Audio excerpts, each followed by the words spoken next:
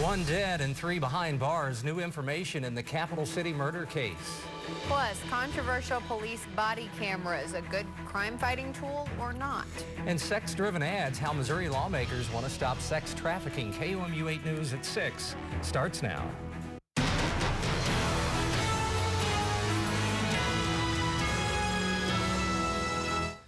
3 people are arrested and facing charges for Sunday's deadly shooting in Jefferson City. Good evening, everyone. I'm Jim Reed. And I'm Brittany Pieper. 52-year-old Johnny Evans died after police say 3 men broke into his home and shot him. KOMU 8's Angela Pearson is live in Jefferson City, where the police department held a news conference at 4:30 this afternoon. Angela, what can you tell us? We've learned this afternoon that Jefferson City police arrested 3 men. 23-year-old Robert Burks, 25-year-old Vincent Smith, and 17-year-old Charles Thompson.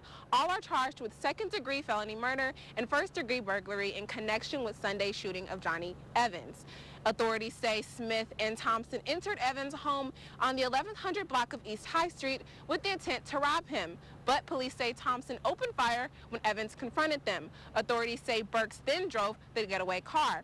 Evans called to a neighbor's apartment to get help. He was later pronounced dead at a nearby hospital. So far, there's no official word on the connection between the robbers and the victim. Reporting live in Jefferson City, Angela Pearson, KOMU 8 News. Months after Ferguson, lawmakers across the country are still discussing how to verify police interactions with the public. President Obama asked Congress to pay for 50,000 body cameras for police officers across the country. KOMU 8's Katie Moeller is here in the studio to tell us about 2 roadblocks to the president's plan right here in Missouri. Katie? This morning, Missouri lawmakers discussed a bill that would make it illegal for the state to require officers to wear body cameras. That bill would also keep video collected by any body cameras closed to the public. So this afternoon, I visited one police department in mid-Missouri to see if body cameras are more of a help or a hindrance to their work. Southbound on Westminster, looks like 115 or 1600 block. Sergeant Billy Camp has patrolled the streets of Fulton for almost 5.5 years. But since this summer, he's had one more piece of equipment to put on every day, a body camera. I typically turn the body camera on. That way, everything from beginning to end is documented on video.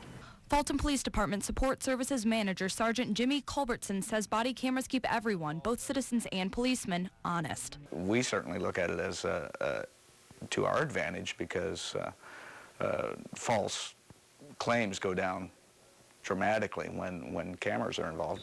Camp has personal experience with that. I had a traffic stop, issued the driver a summons, I believe it was for speed. Either later that day or the next day, she called and spoke to my supervisor, claiming that I was rude and said things that were never said. Camp and his supervisors reviewed the recording and determined the allegations were false. To demonstrate just how the body cameras work, Sergeant Camp pulled me over for a mock traffic stop. You can see he's asking me for my license and registration, and as you can tell, the camera catches everything that goes on. While my mock traffic stop video is pretty tame, some lawmakers are concerned about privacy issues if the public can easily access police video. As police officers, these guys respond to all variety of calls, and cat in the tree as well as death investigations, and a lot of that is not really all that pretty and not something that needs to be dispersed.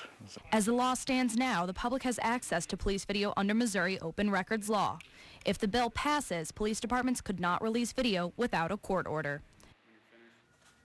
For example, the Columbia Police Department says it had 21 open record requests for police video over the past 2 years. If the bill passes, people who want that video would have to go to a judge. A former Columbia Boy Scout leader was sentenced today for a case involving child pornography. Ian Burrow was sentenced to 15 years in prison after pleading guilty to several counts, including sexual exploitation and promoting sexual performance by a child. His sentence will run concurrently with a federal sentence of 20 years. An accused hitman appeared in court for a pretrial hearing today. 24-year-old Casey Lewis faces a first-degree murder charge for his involvement in the 2013 shooting death of Brian Daniels. Prosecutors say James Thompson, the victim's partner, hired Lewis to kill Daniels. Last month, the jury found Thompson guilty of first-degree murder. State officials and other groups are making efforts to crack down on child sex trafficking in Missouri. Lawmakers are pushing a bill that would make advertising or promoting sex with a child not only a sex trafficking crime, but a separate crime altogether.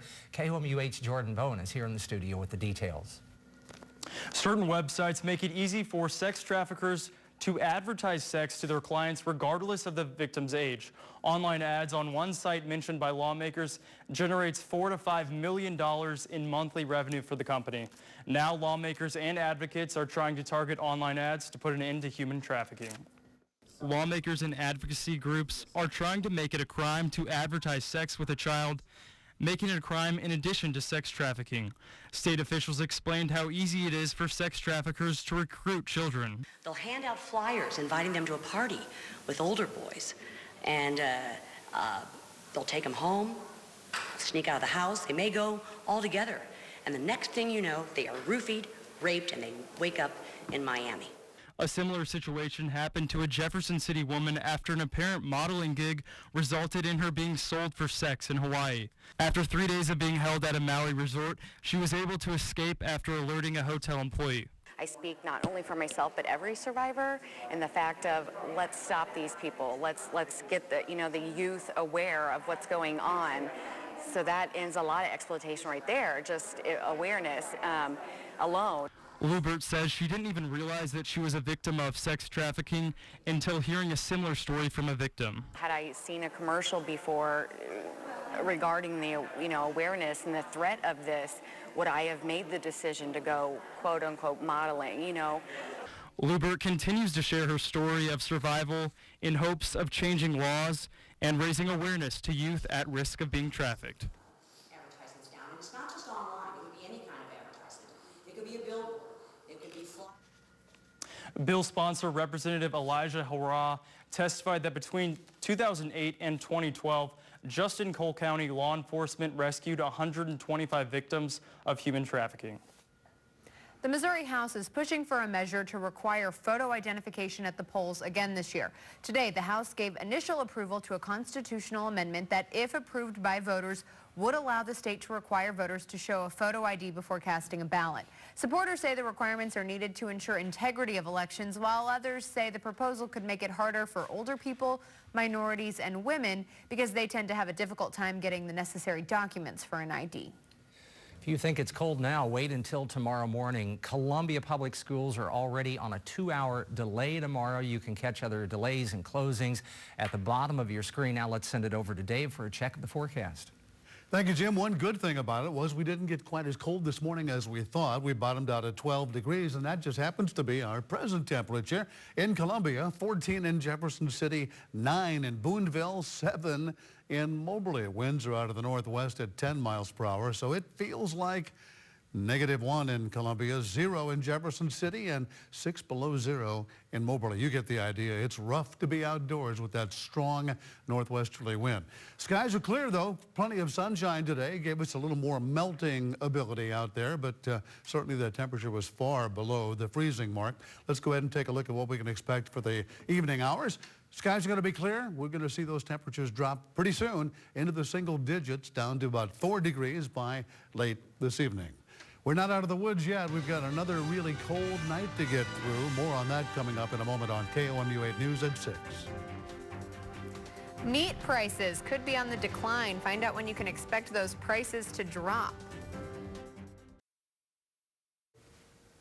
Welcome back. It's 10 minutes after 6 o'clock, and there you get a look at the Missouri River there, a cold look at the Missouri River from that camera there at Rocheport at Le Bourgeois Winery. It's a clear sky out there just after sunset, and now that that sky is clear and the sun has gone down, so will our temperatures. We're down to 12 degrees. That's where we actually bottomed out this morning. That's our low for the day. 14 at the capital city. Over in Rocheport, probably around 10 degrees now. 18 at Camdenton. Now figure in the winds. We told you about this just a moment ago, but in case you missed it, 10 miles per hour from the northwest, which makes it feel just really ridiculously brutal outside.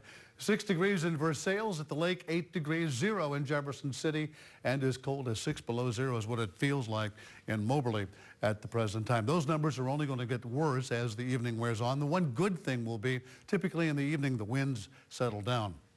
Skies have been mostly clear all day long here in central sections of Missouri. That's good. A little sunshine seems to brighten things up a little bit, and we're going to be looking forward to that to continue at least through the nighttime hours. I do expect that clouds will be on the increase through the day tomorrow.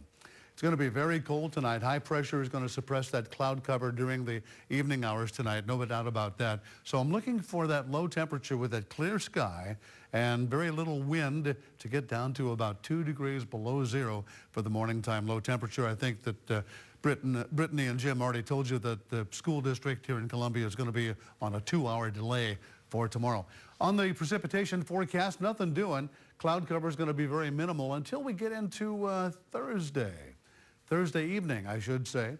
Drive to work tomorrow will be clear and sunny, but let's move it ahead to about 10 or 10:30 tomorrow evening, where we see a little band of snow that probably will move through by that time, giving us just a little bit of a dusting on the windshields, much like we had last night here in central sections of Missouri.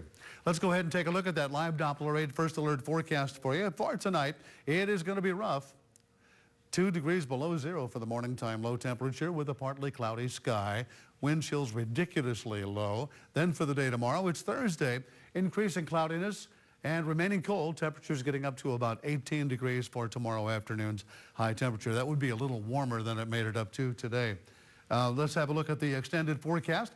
On Friday, a little warmer, 31 degrees. And then on Saturday, another frontal boundary moves through, giving us a chance for a rain-sleet combination periodically through the day. Temperatures will be just above freezing at 33. Here's the rest of that 8-day forecast for you, with a high on Sunday, 23 degrees. Here's our first alert weather IQ question tonight, brought to you by the folks over at Break Time Convenience Stores, a division of MFA Oil. The name of the very first satellite was... It's not Jimbo. It's the Russian Sputnik, I believe. I believe Sputnik. That's the only one that you hear very often. I kind of thought you'd get that, although it has very little to do with the weather. Neither does Jimbo. All right, Dave. Or Atticus? Yeah, thank you.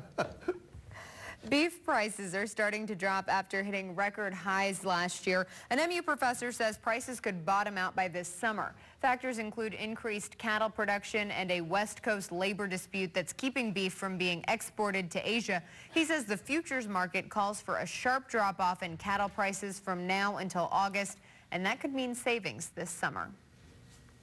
An intelligence test for some mid-Missouri kids before they even begin school. We'll tell you where a preschool is pre-screening students.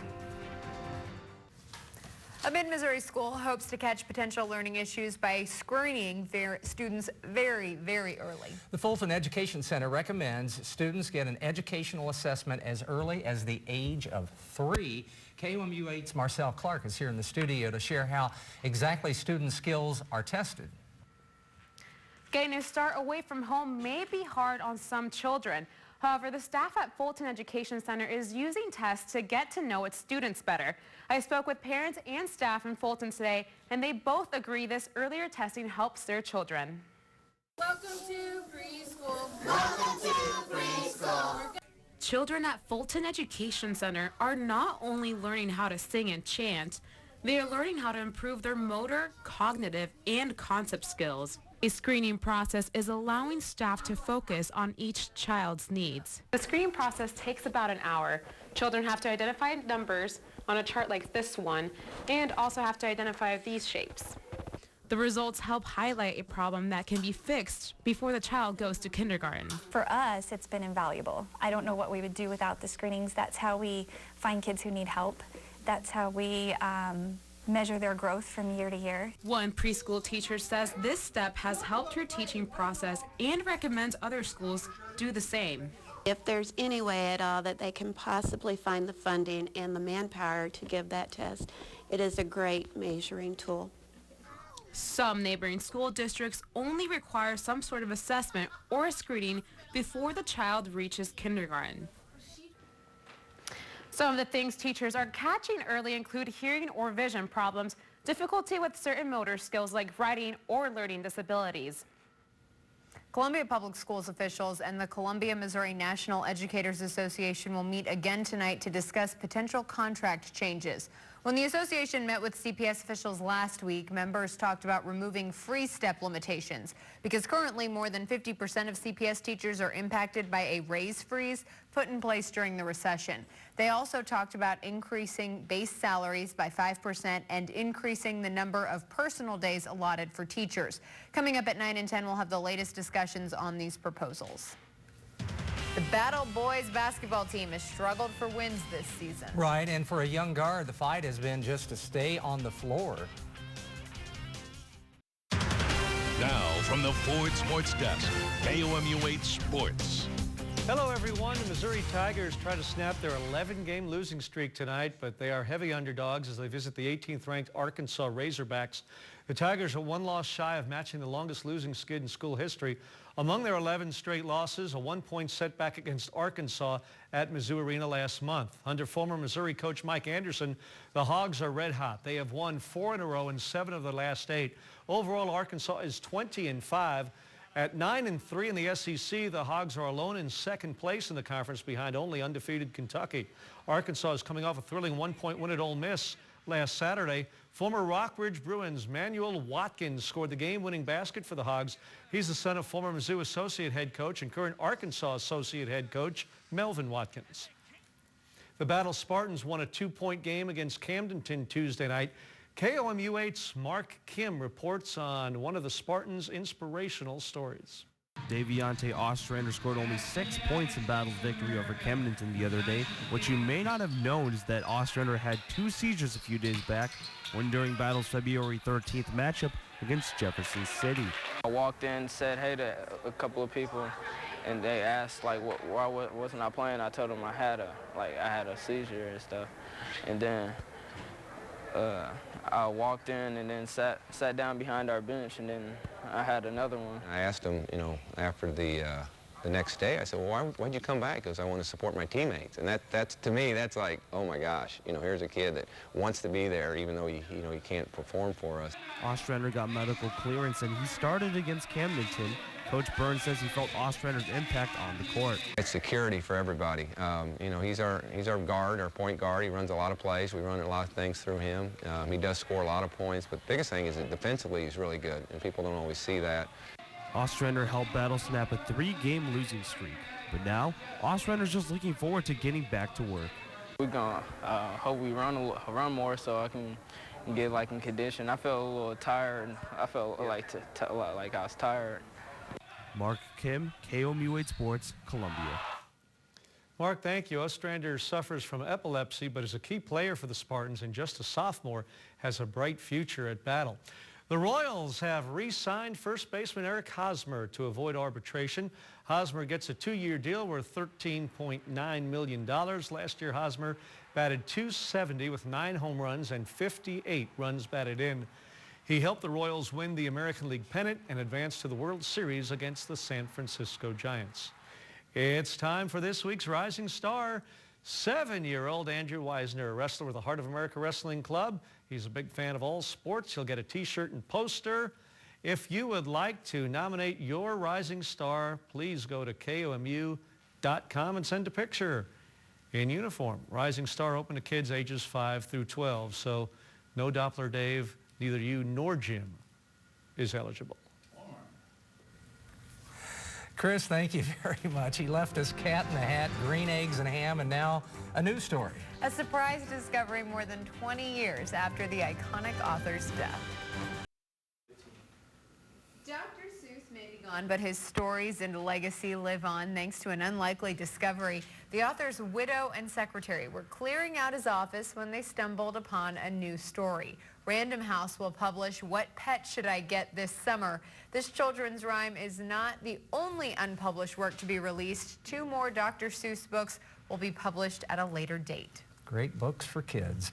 Coming up on KOMU 8 News at 10, Missouri is notorious for floods, tornadoes, all sorts of bad weather. And with the bad weather comes property damage. We have a Target 8 investigation from Florida to Missouri. You can find out how to avoid the crooks and who will take your money and run. That's coming up on KOMU 8 News at 10.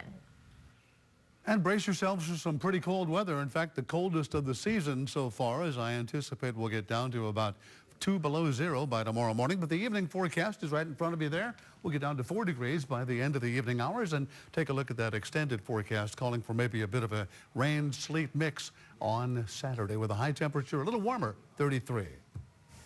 And I repeat, we've gone all year without being below zero. And maybe we'll luck out and still not reach that. Yeah. That would be just fine. Anyway, you got to get through tonight, and then it looks like it's going to get a little bit better. Good night, everyone.